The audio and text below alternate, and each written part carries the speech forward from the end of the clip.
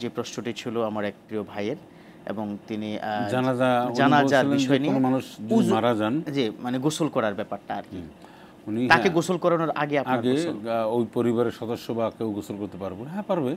গোসল যদি কোনো মানুষের প্রয়োজন হয়, অসুস্থ থাকেন, জার্নি করে এসছেন, তো ওই ব্যক্তি জানাজা বা তার গোসলের আগেও যে কেউ গোসল করলে কোনো সমস্যা নেই। এটা বানোয়াট এবং ভ্রান্ত ধারণা গ্রাম অঞ্চলের। আসলে আর কিছু না। বেশ কিছু প্রশ্ন চলে এসেছে, আমি পর্যায়ক্রমে ছোট ছোট করে প্রশ্ন করছি, আপনি উত্তর দিয়ে দিবেন। বাম চোখ লাফালে কি হয়? এই জাতীয় নানামুখী প্রশ্ন আমাদের সমাজে ঘুরপাক খাচ্ছে, এটার জবাব কি? এটা কি শিরকের অন্তর্ভুক্ত? বাম চোখ লাফালে মানুষ মনে করে বিপদ হয়, আবার হাত চুলকালে, বাম হাত চুলকালে টাকা চলে যাবে, ডান হাত চুলকালে টাকা আসবে। এই সমস্ত হচ্ছে মানে মানুষের অবান্তর কথা, বানানো, এবং এটা মানুষের তৈরি করা কথা। এ কথার বিন্দুমাত্র ইসলামে কোনো ভিত্তি নেই। ভিত্তি নেই, কিন্তু এটার মানে পানিশমেন্ট কি হতে পারে? পানিশমেন্ট এগুলো তো গুনাহের কাজ, শিরকের মধ্যে পড়ে যায়, তাই না? কারণ টাকা পয়সা কি আসবে না আসবে চুলকানির সাথে সম্পর্ক না, চুলকানির সাথে সম্পর্ক। এটা হয়তো ওনার অ্যালার্জি হতে পারে, তাই না? চোখের ব্যাপারটাও কিন্তু সায়েন্টিফিক্যালি প্রমাণিত যে অ্যালার্জি যাদের আছে কিংবা কোনো একটা ভিটামিনের অভাবের কারণে চোখ লাফায়, তো সেক্ষেত্রে অনেকের আছে চোখ লাফানোর রোগ, তো ওই ব্যাটার তো কোনো উপকার পাইলাম না কখনো। কোরআনুল কারীমের মধ্যে আছে ওমা তাদরি নাফসুম মাযা তাকসিবু গাদা ওমা তাদরি নাফসুম বিআইয়ি আরদিন তামুত। আগামীকাল তুমি কি ইনকাম করবে তুমি জানো না, এবং তুমি কোথায় মরবে, কখন তোমার মৃত্যু হবে এটাও তুমি জানো না।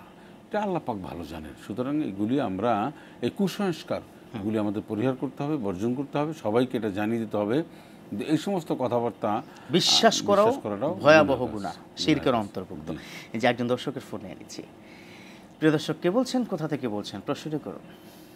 জি, আমি উত্তর আজমপুর থেকে বলছি। আমার নাম টুটু।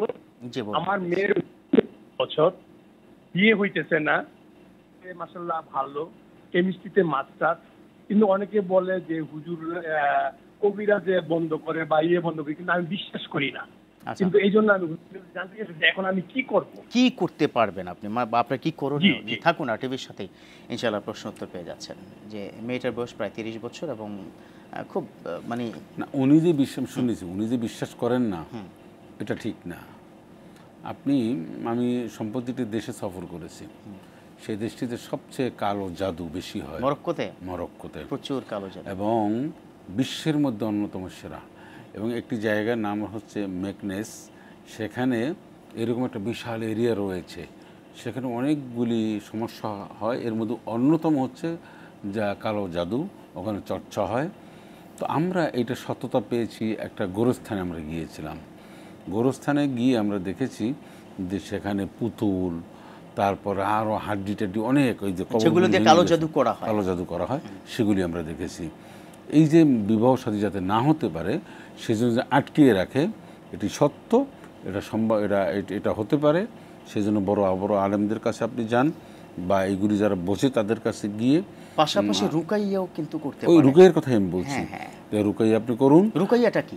রুকাইয়াটা হচ্ছে কোরআন এবং সুন্নাহর আলোকে, বিশেষ করে কোরআনের বিভিন্ন আয়াত রয়েছে, নিজেকে ঝাড়ফুঁক করা। একটু সংক্ষেপে একটা ছোট্ট একটা রুকাইয়া দিয়ে দিন। একটা রুকাইয়া আমি বলি, কোনো মানুষ যদি কোথাও কোনো ব্যথা পায়, তাহলে আউযু বিকালিমাতিল্লাহি তাম্মাতি মিন শাররি মা খালাক, এটা পড়লে চলে যাবে। কোনো মানুষের যদি একটু জিনগ্রস্ত কি মনে হচ্ছে বা রাতের বেলা ভয় পায়, তার জন্য কি রুকাইয়া? সে সূরা ফালাক এবং নাস পড়বেন, কারণ এটা বিশ্বনবীর উপর ওই কালো জাদুর কারণেই কিন্তু নাজিল করা হয়েছে। এই রুকাইয়াটা হচ্ছে কি একটা প্র্যাকটিস, কোরআনের বিভিন্ন আয়াত, এটা বুজুর্গদের দিন এবং তার বিভিন্ন আয়াতের প্রতি, শানে নজুলের প্রতি লক্ষ্য রেখে কোন পরিপ্রেক্ষিতে নাজিল হয়েছে এটাকে কেন্দ্র করে, এটাকে আমরা দীর্ঘদিন আমল করলে ইনশাল্লাহ ফল পাওয়া যায়। কোরআনের যে মেয়েটার বিয়ে হচ্ছে না, তিনি কিন্তু চাইলে রুকাইয়া করতে পারেন। এবং এক্ষেত্রে আমরা একটু দর্শককে এভাবে বলতে চাই, প্রিয় দর্শক, রুকাইয়া আপনি যে কোনো মানে গুগলে সার্চ দিয়ে আপনি লিখে দিবেন যে বিবাহ না হওয়ার রুকাইয়া, আপনি দেখবেন চলে আসবে একদম সামনে, কোরআনের আয়াত আপনাকে দিয়ে দিবে।